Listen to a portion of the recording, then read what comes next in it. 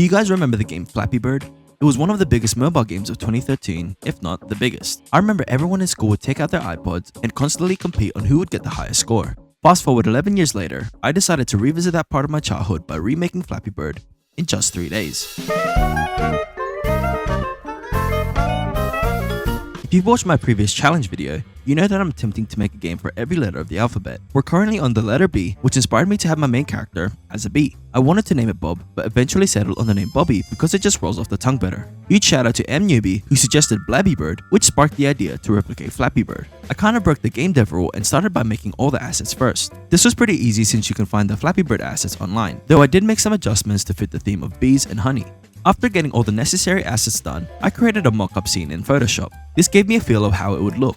Once I was happy with the colors and overall scene, I replicated the design into Unity. To keep the game optimal and running efficiently, I made the ground and the honeycomb move towards the left. Once they are no longer visible on the screen, then they will get destroyed. I created 3 different obstacles that are chosen randomly and adjusted the space between the top and bottom honeycombs to be lenient towards the player. I made sure to keep the bee in one spot while flapping its wings, giving the illusion of the movement without actually moving. In the original Flappy Bird, dying instantly when hitting the ground or pipe was quite frustrating. I took a different approach to make my game a bit more user-friendly. I added a system where you have 3 lives and you only lose the game once all those lives are gone. There's also a 2 to 3 second grace period after losing a life when hitting a honeycomb or the ground, during which you can pass through the honeycombs without dying. However, hitting the ground again will cost you an extra life even though you're in the grace period, making it fair to keep flapping instead of just gliding on the floor. To increment the score, you collect coins, or in this case, a poorly drawn honey icon. Your current score is stored along with a high score system to track your previous games.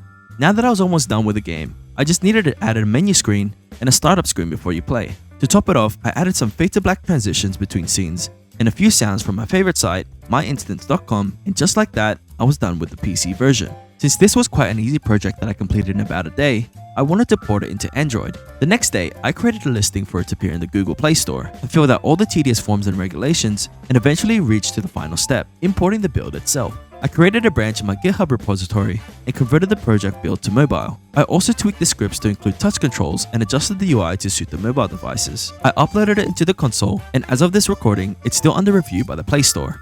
Despite the challenges, working non-stop for 2 days to revisit that part of my childhood was pretty fun. You can check out the PC version of Bobby Bee on my itch.io page, and once the Android version gets approved, I'll make an announcement or upload a short video saying that's available for download. That is all for this video. Let me know in the comments on what game you'd like to see for the letter C. Big thanks to all my Patreon supporters. Thank you guys for watching, and I'll see you on the next one.